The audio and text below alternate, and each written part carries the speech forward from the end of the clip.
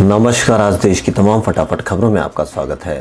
भारतीय रेलवे के निजीकरण को लेकर सारी अटकलों पर विराम लगाते हुए रेल मंत्री पीयूष गोयल ने कहा कि इसका निजीकरण नहीं किया जाएगा और यह हमेशा सरकार के पास ही रहेगी।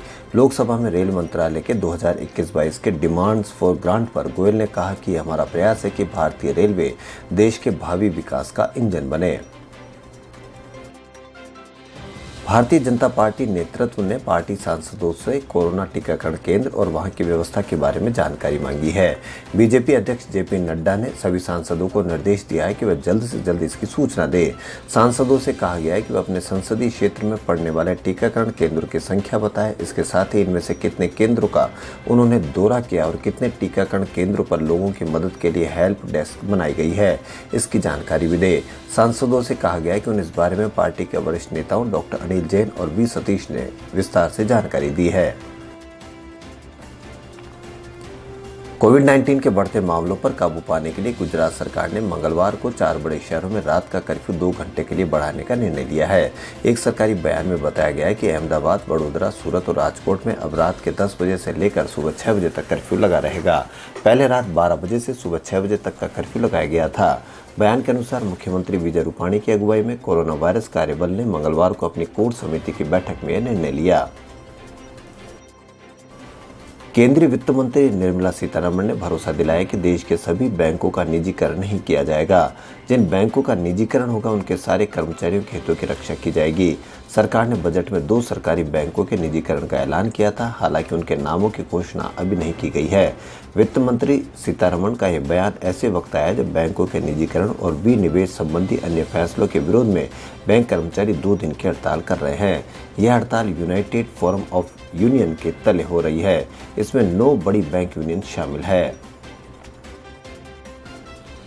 मध्य दिल्ली पुलिस की एक टीम ने चोरी की कार खरीदकर उसे आगे बेचने वाले एक ऐसे सरगना को पकड़ा है जो अब तक 500 से ज्यादा महंगी कारें इस तरह बेच चुका है। मध्य दिल्ली के डीसीपी जसमीत सिंह के मुताबिक पकड़े गए आरोपी का नाम मोहसिन खान है, जो मेरठ का रहने वाला है। मोहसिन को एलएनजेपी अस्पताल के पास से पकड़ा गया। उसकी निशानदेही पर पुलिस ने 10 लग्जरी कार भी बरामद की है। इन कारों में क्रेटा, बेलेनो, ब्रेजा जैसी महंगी कारें शामिल है। राजधानी दिल्ली में शासन के संबंध में केंद्र सरकार की ओर से सोमवार को लोकसभा में पेश किए गए संशोधन विधेयक की दिल्ली के अरविंद केजरीवाल सरकार ने आलोचना की है।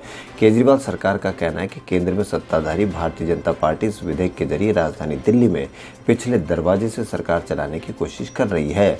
इसलिए बिल अलोकतांत्रिक और असंवैधानिक है, जिसका आम आदमी पार्टी सड़क से लेकर संसद तक विरोध करेगी। गौरतलब है कि केंद्रीय गृह राज्य मंत्री जी किशन रेड्डी ने सोमवार को लोकसभा में राष्ट्रीय राजधानी क्षेत्र दिल्ली सरकार विधेयक 2021 पेश किया। पश्चिम बंगाल की राजनीति में हाई वोल्टेज का ड्रामा चल रहा है। मुख्यमंत्री ममता बनर्जी जख्मी होने के बाद वापस एक्टिव हो गई है। रविवार के बाद से वो रोड शो और रैलियां कर रही है। मंगलवार को उन्होंने केंद्रीय गृह मंत्री अमित शाह पर हमला किया। उन्होंने आरोप लगाया कि गृह मंत्री चुनाव आयोग के काम में दखल दे रहे हैं और प्रभावित करने की कोशिश कर रहे हैं। आज उन्होंने एक रैली में कहा कि क्या गृह मंत्री देश को चलाएंगे या यह तय करेंगे कि कौन गिरफ्तार होगा, कौन पीटा जाएगा, या फिर वो ये तय करेंगे कि कौन सी एजेंसी किसका पीछा करेगी। चुनाव आयोग चला कौन रहा है? उम्मीद करती हूँ कि ये आप नहीं है अमित शाह। हम एक स्वतंत्र और निष्पक्ष चुनाव चाहते हैं, जो वो चुनाव आयोग के रोज रोज के कामों में दखल दे रहे हैं।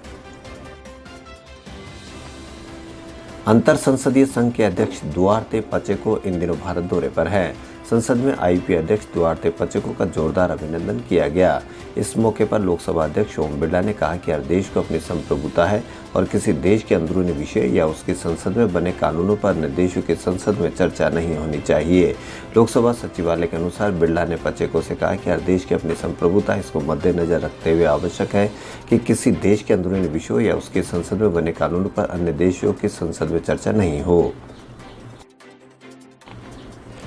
कॉलमिस्ट और राज्यसभा में मनोनीत सांसद स्वप्न दासगुप्ता ने मंगलवार को सदन से अपना इस्तीफा दे दिया है। आज उन्होंने अपना इस्तीफा इस आग्रह के साथ सौंपा कि इसे बुधवार तक स्वीकार कर लिया जाए।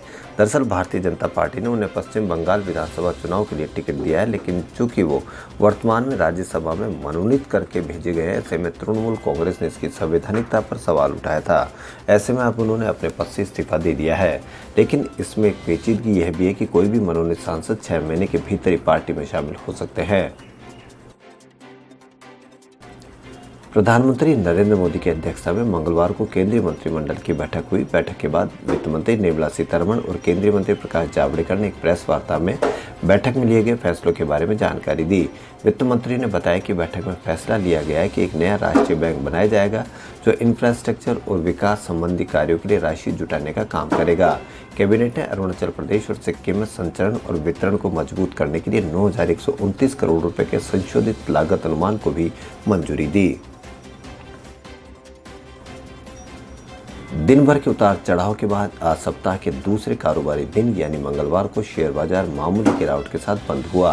बॉम्बे स्टॉक एक्सचेंज का प्रमुख इंडेक्स सेंसेक्स 31.12 अंक यानी 0.06% नीचे के स्तर पर बंद हुआ। वहीं नेशनल स्टॉक एक्सचेंज का निफ्टी 19.05 अंक यानी 0.13% की गिरावट के साथ 14,910 के स्तर पर बंद हुआ। पहला मैच हारने के बाद भारतीय टीम ने दूसरे T20 में जबरदस्त पलटवार किया। डेब्यूटेंट ईशान किशन के और कप्तान विराट कोहली के अर्धशतकों की मदद से भारत ने 7 विकेट से मैदान मारा।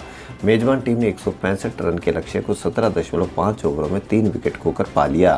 फिलहाल 5 मैचों की T20 सीरीज में 2-2 की बराबरी पर खड़ी है। श्रृंखला का तीसरा मैच आज खेला जाएगा।